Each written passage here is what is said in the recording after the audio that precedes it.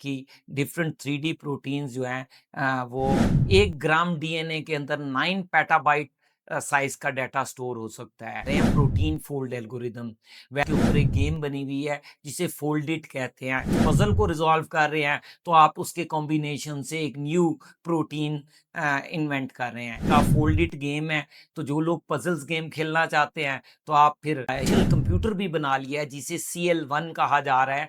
और वो CL1 जो फर्स्ट कंप्यूटर है उसके अंदर ह्यूमन ब्रेन के न्यूरॉन्स को यूज किया गया है और चिप के साथ इंटीग्रेट किया गया है।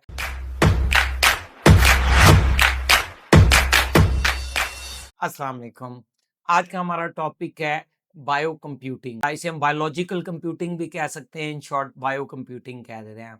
वैसे तो जब से दुनिया में ऑर्गेनिज्म आए हैं उनके अंदर बायोलॉजिकल कंप्यूटिंग हो ही रही है। इंसानों के अंदर भी शुरू से हम जब ना अपनी ज़िंदगी गुजार रहे हैं और जो भी हम एक्टिविटीज़ कर रहे हैं ये सारी बायोलॉजिकल कंप्यूटिंग के बेस पे ही कर रहे हैं।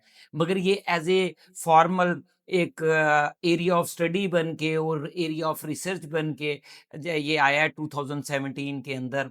जब एक पहला रिसर्च पेपर पब्लिश हुआ लीची लेटर, तो उसमें क्या किया गया कि एक लीच को एज ए कैलकुलेटर यूज किया गया उसकी बॉडी को। तो इसमें होता यह है बायोलॉजिकल कंप्यूटिंग में कि आप एक होस्ट ऑर्गेनिज्म की बॉडी के ऊपर डिफरेंट प्रोटीन्स के थ्रू आप उसके ऊपर डिफरेंट बायोलॉजिकल ऑपरेशंस परफॉर्म करते हैं। तो इसी तरह उन्होंने लीच के ऊपर डिफरेंट टाइप की प्रोटीन्स को यूज करके उसे इस तरह आउटपुट ली गई जिस तरह हम अपने एक नॉर्मल कैलकुलेटर से आउटपुट लेते हैं। तो इसलिए उसको फिर लीच से लीची लिया गया और कैलकुलेटर से तो इसको लीची लेटर कहा गया। तो यहाँ से जो फॉर्मली हमारी बेसिकली बायोलॉजिकल कंप्यूटिंग का आगाज़ हुआ, फॉर्मल रिसर्च पेपर भी पब्लिश हुआ। जो हमारी बायोलॉजिकल कंप्यूटिंग हो रही होती है वो बेसिकली हमारे डीएनए के अंदर हमारा जो भी बॉडी का सिस्टम सॉफ्टवेयर होता है वो लिखा हुआ होता है और एक एमआरएनए मैसेंजर राइबोन्यूक्लिक एसिड होता है जो डीएनए से वो कोड कॉपी करके राइबोसोम्स को देता है और राइबोसोम्स हमारे सेलुलर लेवल पर उन इंस्ट्रक्शन के अकॉर्डिंग एक न्यू 3D शेप की प्रोटीन बनाते हैं और वो प्रोटीन जो है वो डिफरेंट सेलुलर लेवल में मैसेजिंग रखती है और डिफरेंट मीनिंग रखती है और उसके थ्रू हमारी बॉडी की जो सेलुलर कंप्यूटेशन हो रही होती है वो डिफरेंट टाइप की डिफरेंट 3D प्रोटीन्स जो हैं वो डिफरेंट मीनिंग रख रही होती हैं। जिस तरह हमारे ह्यूमंस के लिए डिफरेंट वॉइस वेव्स या डिफरेंट वॉइस से जो वर्ड बन रहे होते हैं वो वर्ड हमारे लिए एक मीनिंग रख रहे होते हैं और उसके थ्रू हम कम्युनिकेट करते हैं। सिमिलर बायोलॉजिकल कंप्यूटिंग में डिफरेंट टाइप की 3D प्रोटीन्स जो हैं वो हमारे इसमें यूज़ हो रही होती हैं। तो सिमिलर उन्होंने लीची लेटर के अंदर भी डिफरेंट टाइप की प्रोटीन्स को यूज़ करके उससे एज ए कैलकुलेटर परफॉर्म किया गया है, जहाँ से वो लीची लेटर बना। और इस सिर्फ ये यहाँ तक नहीं है बल्कि रिसर्चर ने भी साबित किया फ्यू इयर्स बैक कि दुनिया का सबसे डेंस स्टोरेज मटीरियल जो है वो बेसिकली डीएनए है। 1 ग्राम डीएनए के अंदर 9 पेटाबाइट साइज का डाटा स्टोर हो सकता है। तो अभी तक ह्यूमंस ने जितने मटेरियल स्टोरेज के लिए यूज़ किए हैं उसमें सबसे हाई डेंस स्टोरेज मीडियम जो है वो बायोलॉजिकल मीन डीएनए है। सिमिलरली इसी तरह और भी फर्दर इस फील्ड के अंदर काफ़ी एक्सपेरिमेंट किए गए हैं। जैसे अभी गूगल का एक लेटेस्ट जो चल रहा है वो हमारा प्रोटीन फोल्ड एल्गोरिदम्स हैं, जो आर्टिफिशियल इंटेलिजेंस की डोमेन के अंदर काफ़ी बायोलॉजिकल कंप्यूटिंग की साइड के ऊपर काफ़ी ज़्यादा रिजल्ट ओरिएंटेड और रिसर्च हो रही है, जिनको हम कह रहे हैं प्रोटीन फोल्ड एल्गोरिदम। वैसे तो दुनिया के अंदर बेतहाशा आइडेंटिफाई कर ली गई हैं प्रोटीन्स। आई थिंक 800 के करीब प्रोटीन डिस्कवर हो चुकी हैं, बट अभी तक जो डीकोड की गई हैं ह्यूमंस ने मैनुअली उनके अंदर किस किस्म के अमाइनो एसिड्स के किस तरह के कॉम्बिनेशन से किस तरह की प्रोटीन बन रही है और वो प्रोटीन फर्दर कहाँ कहाँ यूज़ हो रही है और क्या क्या हो सकता है। तो ये जो डीकोडिंग का प्रोसीजर है ये बहुत स्लो था और इसके ऊपर 200 ह्यूमन साइंटिस्ट ने ईयर्स ऑफ ईयर्स लगाकर बहुत कम प्रोटीन्स को डिकोड कर पाए हैं अभी तक। इसलिए यहाँ हमें ज़रूरत पड़ी प्रोटीन फोल्ड एल्गोरिदम्स की, और इसके ऊपर फिर गूगल डीप माइंड टीम ने काम किया और उन्होंने अल्फा फोल्ड के नाम से अपना प्रोटीन फोल्ड एल्गोरिदम जो है वो इंट्रोड्यूस करवाया, और उसका रिसर्च पेपर भी पब्लिश हुआ और उसको एज ए टूल के तौर पे भी अवेलेबल है। और बल्कि इसी अल्फा फोल्ड को ही कवर करते हुए इसके ऊपर एक गेम बनी हुई है जिसे फोल्ड इट कहते हैं। बेसिकली वो एक पजल टाइप गेम है, बट एक्चुअली जब आप उस गेम के उस पजल को रिजॉल्व कर रहे हैं तो आप उसके कॉम्बिनेशन से एक न्यू प्रोटीन इन्वेंट कर रहे हैं, और इससे आपकी फ्यूचर के अंदर जो ड्रग डिस्कवरी है उसमें बहुत ज़्यादा इम्पैक्ट पड़ेगा, और फ्यूचर के अंदर जो हम अब केमिकल ड्रग्स खा रहे हैं, शायद फ्यूचर में हमें इन केमिकल ड्रग्स की ज़रूरत नहीं होगी। हमारी जो बॉडी होगी उसमें जो भी डिसऑर्डर आ रहा होगा उसको सिंपल डिफरेंट टाइप की प्रोटीन की मदद से आपकी बायोलॉजिकल कंप्यूटेशन से ही उसको करेक्ट करवा लिया जाएगा। तो गोल यही है, और इसी को लेके ये प्रोटीन फेल्ड फोल्ड एल्गोरिदम और अल्फा फोल्ड वर्क कर रही है।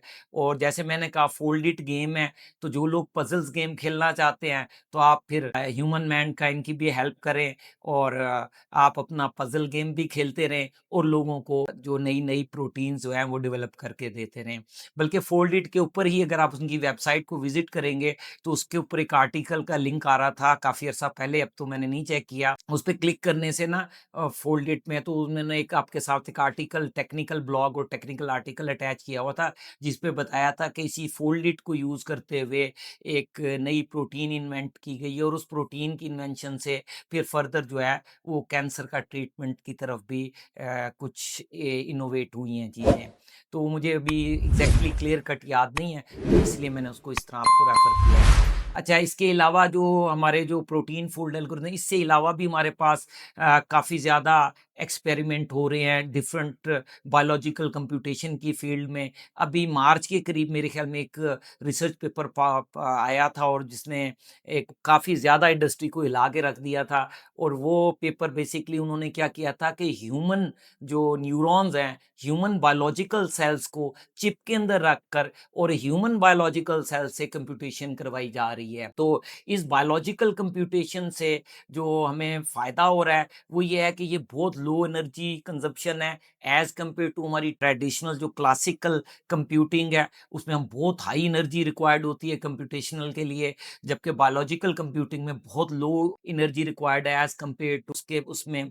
और इसी तरह इन्होंने जो अभी एक फर्स्ट कमर्शियल कंप्यूटर भी बना लिया है जिसे CL1 कहा जा रहा है, और वो CL1 जो फर्स्ट कंप्यूटर है उसके अंदर ह्यूमन ब्रेन के न्यूरॉन्स को यूज़ किया गया है और चिप के साथ इंटीग्रेट किया गया है, और वो भी उसी तरह हमें कंप्यूटेशन दे रहा है जिस तरह हमारे पुराने क्लासिकल कंप्यूटिंग के दौर में कंप्यूटेशन हो रही थी। तो और भी इसके अंदर लेटेस्ट इस वक्त काफ़ी रिसर्च जो है वो पाइपलाइन में है, बट अभी तक उनके कोई ब्रेक थ्रू नहीं हुए, इसलिए अभी इतनी कोई उसमें मेजर ब्रेक थ्रू नहीं हुआ। CL1 जो है ये बेसिकली एक फर्स्ट यूँ समझ लें कि एक बायोलॉजिकल कंप्यूटेशनल कमर्शियल कंप्यूटर जो है वो आपके पास अवेलेबल है।